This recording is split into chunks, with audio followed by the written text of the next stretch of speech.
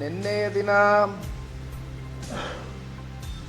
ರಾಜಣ್ಣ ಅವರು ಒಬ್ಬರು ಕಾಂಗ್ರೆಸ್ನ ಹಿರಿಯ ಮುಖಂಡರಿದ್ದಾರೆ. ತಾವೇ ಹೇಳಿದಂತೆ ಅವರ ಹಿರಿತನಕ್ಕೆ ಯಾವ ರೀತಿ ಕಾಂಗ್ರೆಸ್ ಪಕ್ಷ ಬೆಲೆ ಕೊಟ್ಟು ನಡೆಸ್ಕೊಳ್ಬೇಕಾಗಿತ್ತು, ಎಲ್ಲೋ ಒಂದು ಕಡೆ ಅವ್ರಿಗೆ ಗೌರವಯುತವಾಗಿ ರಾಜೀನಾಮೆಯನ್ನು ಕೇಳ್ತಕ್ಕಂಥ ಪ್ರಕ್ರಿಯೆ ಮಾಡ್ಬೋದಾಗಿತ್ತು. ಆದರೆ ಏಕಾಏಕಿ ಅವ್ರನ್ನ ವಜಾಗೊಳಿಸಿ ಎಲ್ಲೋ ಒಂದು ಕಡೆ ಅವ್ರಿಗೆ ಮುಜುಗುರಕ್ಕೆ ಈಡು ಮಾಡಿರ್ತಕ್ಕಂಥದ್ದು, ಜೊತೆಯಲ್ಲಿ ಅವ್ರಿಗೆ ಸಿಕ್ಕಬೇಕಾಗಿರ್ತಕ್ಕಂಥ ಗೌರವ ಎಲ್ಲೋ ಒಂದು ಕಡೆ ಅವರ ಗೌರವಕ್ಕೆ ಧಕ್ಕೆ ಆಗಿರ್ತಕ್ಕಂಥದ್ದು ಇವತ್ತು ಇಡೀ ರಾಜ್ಯದಲ್ಲಿ ಎಲ್ಲೆಡೆ ಪಕ್ಷಾತೀತವಾಗಿ ಒಂದು ಚರ್ಚೆ ಆಗ್ತಾ ಇದೆ. ಕಾಂಗ್ರೆಸ್ನಲ್ಲಿ ಇವತ್ತು ಮಾತೆತ್ತಿದ್ರೆ ಸಂವಿಧಾನ, ಪ್ರಜಾಪ್ರಭುತ್ವದ ಬಗ್ಗೆ ಕೇಂದ್ರದ ನಾಯಕರುಗಳು ಚರ್ಚೆ ಮಾಡ್ತಾರೆ. ಆದರೆ ವಾಸ್ತವ ಸ್ಥಿತಿಯಲ್ಲಿ ಕಾಂಗ್ರೆಸ್ನಲ್ಲಿ ನಿಜಕ್ಕೂ ಕೂಡ ಫ್ರೀಡಮ್ ಆಫ್ ಸ್ಪೀಚ್ ಅಂತಕ್ಕಂಥದ್ದಕ್ಕೆ, ಒಂದು ಡೆಮಾಕ್ರಸಿ ಅಂತಕ್ಕಂಥದ್ದು ಆ ಪಕ್ಷದ ಚೌಕಟ್ಟಿನಲ್ಲಿ ಇದೆಯಾ ಅಂತಕ್ಕಂಥ ಪ್ರಶ್ನೆ ಇವತ್ತು ಸ್ವಾಭಾವಿಕವಾಗಿ ನಿನ್ನೆಯ ದಿನ ರಾಜಣ್ಣ ಅವ್ರನ್ನ ವಜಾಗೊಳಿಸಿದ ನಂತರ ಇವತ್ತು ರಾಜ್ಯದಲ್ಲೆಲ್ಲೆಡೆ ಇವತ್ತು ಕಾಂಗ್ರೆಸ್ನ ಕೇಂದ್ರದ ನಾಯಕರ ಬಗ್ಗೆ ಪ್ರಶ್ನೆ ಮಾಡ್ತಾ ಇದ್ದಾರೆ. ಏಕೆಂದರೆ ಅನೇಕ ಪ್ರಕರಣಗಳು ಭ್ರಷ್ಟಾಚಾರಕ್ಕೆ ಒಳಗಾದಂಥ ಸಂದರ್ಭದಲ್ಲಿ ರಾಜ್ಯದ ಹಲವಾರು ಮಂತ್ರಿಗಳು ಆಗ ವಿರೋಧ ಪಕ್ಷದವರು ಎಚ್ಚರಿಸಿದಂಥ ಸಂದರ್ಭದಲ್ಲಿ ಆಗ ಪಾಪ ಕಾಂಗ್ರೆಸ್ನ ಕೇಂದ್ರದ ನಾಯಕರಿಗೆ ಮತ್ತೊಬ್ಬರನ್ನ ರಾಜೀನಾಮೆ ಕೊಡಿಸ್ಬೇಕಾ ಅಥವಾ ವಜಾಗೊಳಿಸ್ಬೇಕಾ ಅಂತಕ್ಕಂಥದ್ರ ಬಗ್ಗೆ ಪಾಪ ಅವ್ರಿಗೆ ಆಲೋಚನೆ ಬರಲಿಲ್ಲ.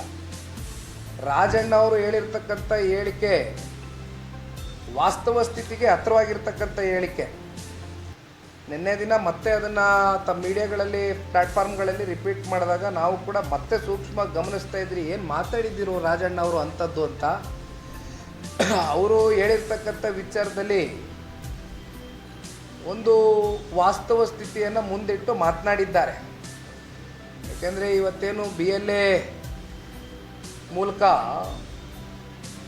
ಇವತ್ತೇನು ಏಜೆಂಟ್ಗಳು 224 ಕ್ಷೇತ್ರದಲ್ಲಿ 58,000 ಬೂತ್ಗಳೇನಿದೆ, 58,000 ಬೂತ್ಗಳಲ್ಲೂ ಕೂಡ 3 ಪಕ್ಷದಲ್ಲೂ ಕೂಡ ಇವತ್ತು ಬೂತ್ ಲೆವೆಲ್ ಏಜೆಂಟ್ಗಳು ಅಂತ ನೀವು ಇಟ್ಕೊಂಡಿರ್ತೀರಿ. ಆ ಸಂದರ್ಭದಲ್ಲಿ ನಿಮಗೆ ಬೂತ್ಗಳಲ್ಲಿ ಒಂದಷ್ಟು ಅಡಿಷನ್ಸು, ಡಿಲೀಷನ್ಸು ಅಥವಾ ಎಲ್ಲೋ ಒಂದು ಕಡೆ ಬೇರೆ ಇನ್ನೇನಾದರೂ ನಿಮಗೆ ಡೌಟ್ ಬಂದಂಥ ಸಂದರ್ಭದಲ್ಲಿ ಎಲೆಕ್ಟ್ರಲ್ ಪ್ರಾಸೆಸ್ಸಲ್ಲಿ ನಿಮಗೆ ನೋಟಿಫಿಕೇಷನ್ ಕೊಟ್ಟು ಅದಕ್ಕೆ ಪ್ರಶ್ನೆ ಮಾಡ್ತಕ್ಕಂಥದ್ದಕ್ಕೂ ಕೂಡ ಒಂದು ಸಮಯ ನಿಗದಿ ಮಾಡಿರ್ತಾರೆ.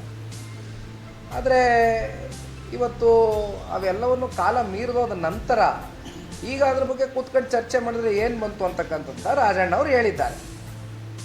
ಈಗ 136 ಸೀಟು ಕಾಂಗ್ರೆಸ್ಸು ಗೆದ್ದಂಥ ಸಂದರ್ಭದಲ್ಲಿ ಆಗ ಮತ್ತೆ ಕೇಂದ್ರದ ರಾಹುಲ್ ಗಾಂಧಿ ಅವ್ರಿಗೆ ಇವೆಲ್ಲವೂ ಸರಿ ಅನ್ನಿಸ್ತಾ, ಎಲೆಕ್ಟ್ರಲ್ ಪ್ರಾಸೆಸ್ ಕರೆಕ್ಟಾಗಿದೆ, EV ಮಿಷಿನ್ಸ್ಗಳು ಕರೆಕ್ಟಾಗಿ ವರ್ಕ್ ಆಗ್ತಾ ಇದೆ ಅಂತ ಅನಿಸ್ತಾ EVM.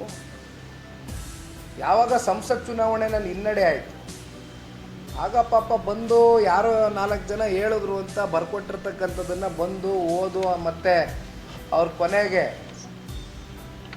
ಏನಿವತ್ತು ಸಹಿ ಹಾಕಬೇಕಾಗಿತ್ತು ಘೋಷಣಾ ಪತ್ರಿಕೆ, ಆ ಘೋಷಣಾ ಪತ್ರಿಕೆ ಸಹಿ ಹಾಕದೆ ಹೋಗ್ತಾರೆ ಅಂತಕ್ಕಂಥದ್ದಾದರೆ ರಾಹುಲ್ ಗಾಂಧಿ ಅವರು ಮತ್ತೆ ಇದನ್ನು ಲಾಜಿಕಲ್ ಎಂಡ್ ಮೀಟ್ ಮಾಡಿಸ್ತಕ್ಕಂಥದ್ದು ಆಗಬೇಕಲ್ಲ.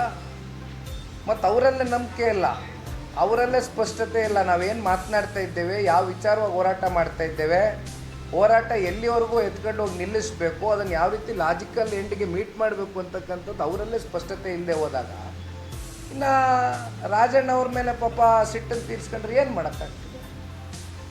ಇದು ಅವ್ರ ಪಕ್ಷಕ್ಕೆ ಬಿಟ್ಟಂಥ ವಿಚಾರ. ಬಟ್ ಒಟ್ಟಾರೆಯಾಗಿ ಪರಿಶಿಷ್ಟ ಜಾತಿ, ಪರಿಶಿಷ್ಟ ವರ್ಗದವ್ರಿಗೆ ನಾವು ನ್ಯಾಯವನ್ನು ಕೊಡ್ತಕ್ಕಂಥ ಪಕ್ಷ ಯಾವುದಾದ್ರೂ ರಾಜ್ಯದಲ್ಲಿ, ದೇಶದಲ್ಲಿದ್ದರೆ ಕಾಂಗ್ರೆಸ್ ಮಾತ್ರ ಅಂತಕ್ಕಂಥದ್ರ ಬಗ್ಗೆ ಭಾಳ ಘಂಟಾಘೋಷವಾಗಿ ಪ್ರತಿ ಸಂದರ್ಭದಲ್ಲೂ ಕೂಡ ಕೇಂದ್ರದ ನಾಯಕರು, ರಾಜ್ಯದ ನಾಯಕರು ಸಾರ್ವಜನಿಕ ವಲಯದಲ್ಲಿ ಚರ್ಚೆ ಮಾಡ್ತಾ ಇರ್ತಕ್ಕಂಥದ್ದು ನಾವು ನೋಡಿದ್ದೇವೆ.